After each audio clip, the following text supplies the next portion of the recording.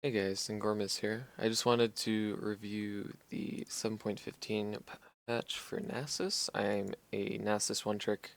I've currently gone to Diamond 200 LP so far season, over like 400 games with Nasus only in ranked.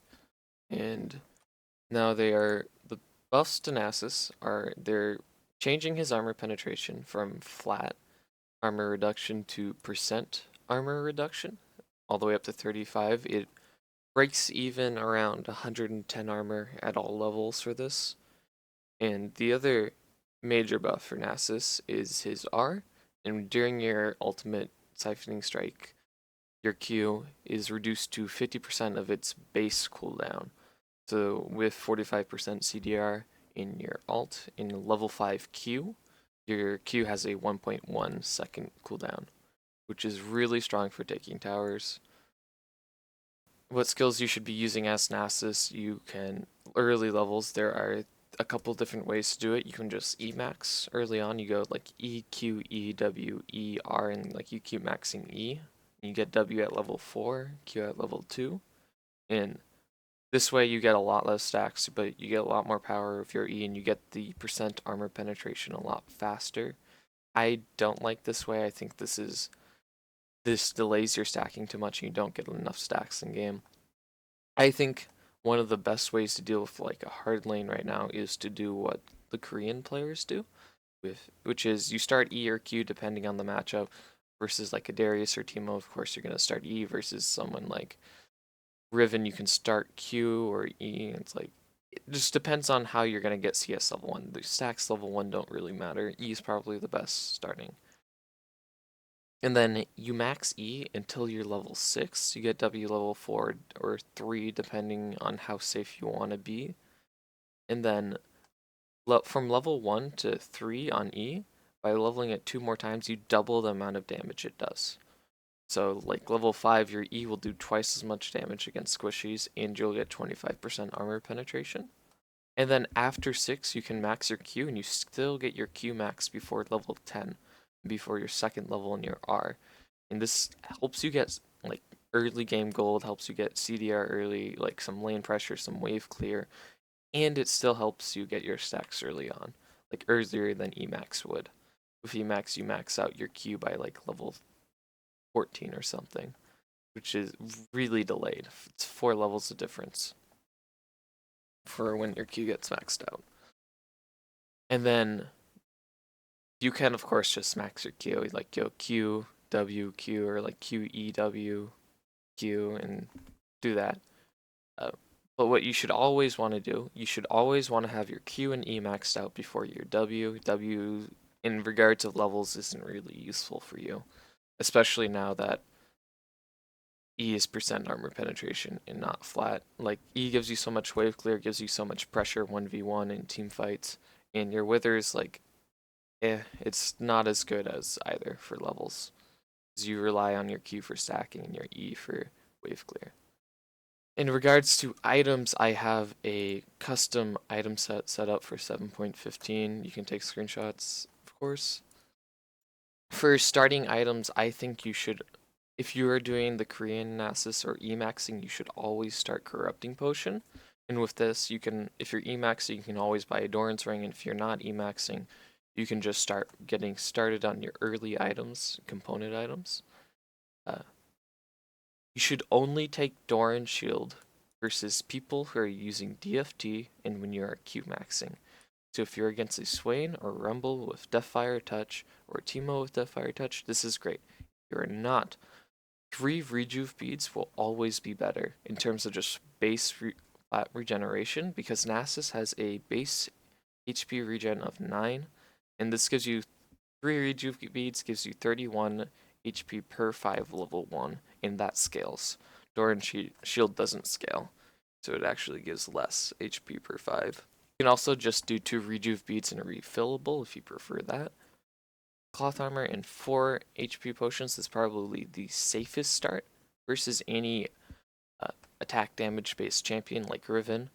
It is also not the most gold efficient just because of how many potions you have to buy, but if you don't feel safe or like you feel like you're gonna mess up, it is the safest start by far. Uh, if you start Corrupting Potion, you can always buy a Dark Seal too, in like 1 or 2. Some Korean players, Nasus players, will build 2 Dark Seals for their first items. Okay, early on, personally, I versus like someone like Riven or like an auto attack based champion who's like Jace, I love building Tab Eye's first item. I love rushing. I love getting the movement speed and like blocking 10% of their damage from basic attacks. It's slightly less gold efficient in the just going pure armor like cloth armor, but I really love it.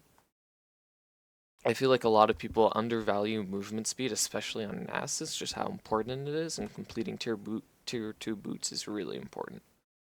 Other than that, versus a magic damage lane, you want to rush Spectre's Cal, just to reduce their magic penetration, like stay in lane for a long time. It helps you ignore them. Kindle Gem's really good when you're combining it with resistances. I wouldn't rush it first in most cases, but whenever I rush a Tab Ice, I get Kindle Gem right away. Sheen's a really good item. Once you have, like, I'd go Sheen second or third component item, and once you have Sheen, you can basically start trading with people. It's around like 100 to 150 stacks, depending on the timing of the game. And with your new R, you can probably eat people up during your ultimate with Sheen. Glacial Shroud's also a really nice CDR buy if you are going for Iceborne Gauntlet. Bramble Vest, I put here, you only buy this versus someone who's life stealing. If they're not going to life steal on you, you don't want to buy this item. Not right away. This is like a 4th item that you complete for your 6th item with Thornmail most games. After you get your early items, you want to complete your Sheen item as soon as you can. Or if you're against an 80 lane, Iceborne Gauntlet's really good for you. And if you prefer Iceborne Gauntlet, you go with that. If you don't like Iceborne Gauntlet, of course you can go Trinity. Trinity is more damage. It gives you health. It gives you movement speed, and it gives you attack speed. So your Q animation feels a lot nicer. This is personal preference. A lot of players I know who are Nasus mains are still torn between these choices. It's viable armor options for Nasus. I feel like these are the viable armor options. Knight's Vow could be if you're with a really good AD carry, but I don't like that, I know personally. So Ninja Tabai are one of the best anti-armor items. Righteous Glory is really nice. I don't build it personally right now, but I could in the future because the active is really strong for team fights. Thornmail is also really good right now. Being able to apply grievous wounds to an auto attacker on you is insanely good. It reduces their healing and it lets you 1v1 if you are way more now, or like a Camille with lifesteal late game, or even a Yasuo. Other thing to note: Bramblevest versus Yasuo. If he Qs you or auto attacks you, it gets rid of his shield, which is really nice for trading with him. Dead Man's Plate is a favorite of mine because it gives you 60 movement speed, but it's not necessarily the best defensive item compared to Thornmail or Omen just because it doesn't give you flat damage reduction versus people. These are the viable magic resist items I feel like for Nasus. Merc Treads, of course, is really good when they have a lot of hard CC that tenacity helps with you. ZZ Rot's nice movement speed. It's a nice armor and magic resist items, but I mainly build it when I'm focusing on getting magic resist. Spirit Visage is a core item on Nasus, basically, even if they're full AD, just because it increases your healing by so much and gives you so much more lifesteal. And it gives you a lot of health, and it's just really good for Nasus. Adaptive Helm is very good. They actually buffed the reduced damage you take. It's really good versus a Rumble, very good versus Cassiopeia, like Swain, those sorts of people. It's anyone who's repeating the same spell on you over and over again. It's really good to have versus them. And it also, take note, it reduces Corki's auto attack damage on you. So if you're against a Corki who's getting fed, Adaptive Helm in Tab Eyes reduces his damage by a ton. Abyssal Mask is also nice. It's a good health and mana magic resist item, and it has the Catalyst passive on it, Eternity. And it's really nice if you have multiple AP champions who are on your team who are doing very well. You can build it for them to allow them to do extra damage in team fights. Here are viable health options: Steric's Gauge, Warmog's Armor. It gives a lot of health, a lot of base HP regen, and of course the passive's really nice. The only elixir you should be buying on Nasus is Elixir of Iron because it gives you health and tenacity and Path of Iron. It's unique passive, so allied champions near you or who are following you get increased movement speed. The other viable health choice for Nasus is a Black Cleaver.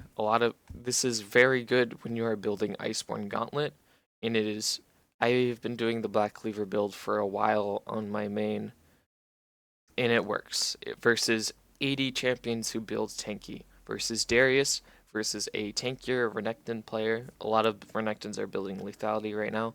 Jarvan, it works really well versus, and it also works really well when you have to play against a tanky-ish top laner and a tanky jungler who are kind of becoming the meta right now. You might not need it as much now with the changes to Nasus's E to be percent armor penetration, but combined with Black Cleaver and your E, you can reduce anyone's armor by total armor by 51%, which is really good. Because it's better than Last Whisper, and you can do that for your AD carry on your team. Or if someone else has Black Cleaver, and you have your E on someone and they have 6 Black Cleaver stacks, their armor's halved. And that's really good for your AD carry. Okay, there are some cookie cutter builds that Nasus can do. There are 2 cookie cutter Iceborne Gauntlet builds. You can just go Iceborne Gauntlet, Spirit Visage, your tier 2 boots. If you haven't completed them yet, then Steric's Gauge, Deadman's, and Thornmail. You can also replace Deadman's with a magic resist item, armor item, or health item. I would suggest Adaptive Helm or Warmogs if you were to replace this, or Omen versus a team that is heavy in crit.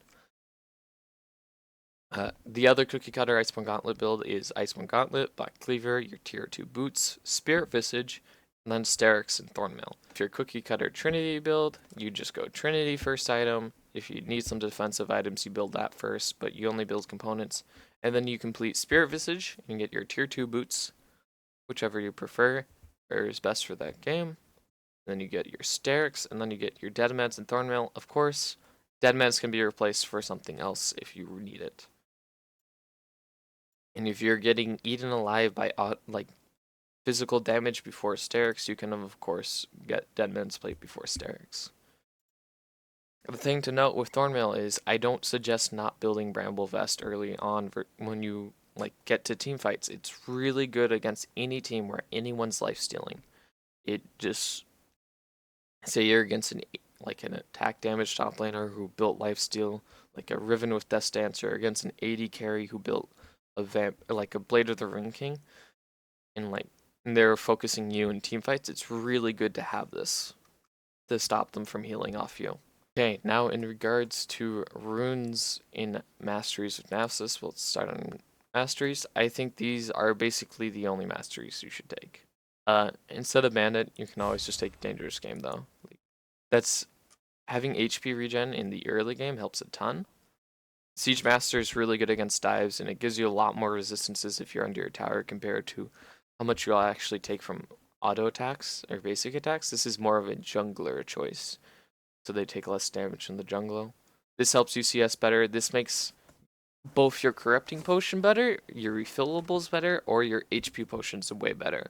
You should always take this if you're buying any of those 3. Meditation helps you if you have 1 to 2 mana, one completed mana item. Basically, your Q will always be up in time, unless you have your R up. But if you have normal cooldown reduction up with your Q, even 45%, your Q will almost always be available to you, even if you're at 0 mana. Dangerous Game's really good for team fights. Bandit's really good for getting extra gold while laning. It's up to you. Intelligence is the core thing on the cunning tree for you because it gives you extra CDR, which is really nice for starting with early game CDR, and then later on you have 45% instead of 40%. And because Nasus's damage is gated behind his Q. Storm Raider's Surge is really good for you. When you deal 30% of a champion's max health within 2.5 seconds, it basically gives you a ghost that has a 75% slow resistance for 3 seconds, and it's on a 10-second cooldown. So you can proc this multiple times in a long team fight. And it helps you escape from people, and it helps you catch people when you're running them down. In terms of resolve, you can also just take Insight if you don't want a Rejuve bead, or 4 Rejuve beads when you're below 25% health. Personally, I prefer the extra health regen, but some people might like the cooldown reduction. This is the more of a mid to late game choice, and this is more of an early game choice. You should always take runic armor because you lifesteal a ton. You regenerate a ton. Okay, now to runes. Runes are always a dangerous thing for an Nasus, and now for runes. Runes are always very all over the place for a lot of Nasus players. I personally have not been able to stick to one set of runes for a long period of time, but here are some viable choices for your marks in every other rune slot. So you can go armor runes. You get they're almost as efficient as seal flat armor. You can go attack damage if you need that help with CSing or attack speed. It makes your Q animation a lot smoother, and it helps you get the casters under your turret. You can also go lethality, which would scale your Q damage later on against squishier targets. And you can go magic resist. It's just not as efficient as going flat armor for your defense oriented marks. And if you're going for more of a offensive mid to late game runes, I would suggest precision because you get 4 less lethality than you would with just lethality marks, but it increases your magic damage portion on your E and your alt, which is really good in Nasus a lot of the time right now. He'll do around 60 to 70% physical and around 30 to 40% magic damage, which is about the ratio on precision runes. Now to seals, I think the best seals are always scaling health.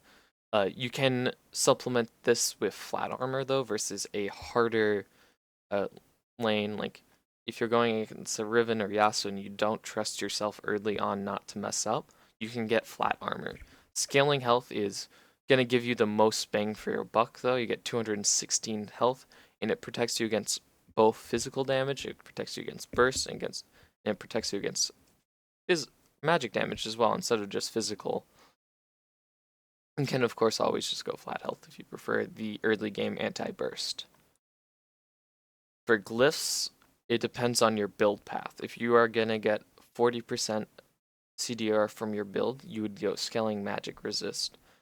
If you're only gonna get 30% cooldown reduction from your build, I would suggest going scaling cooldown reduction. You get when you have all scaling cooldown reduction, you get 10% at level 12, which is really nice. And you don't have to build another cooldown reduction item to max it out. Overcapping isn't a big problem with me. I prefer just to get as much cooldown reduction as I can right away.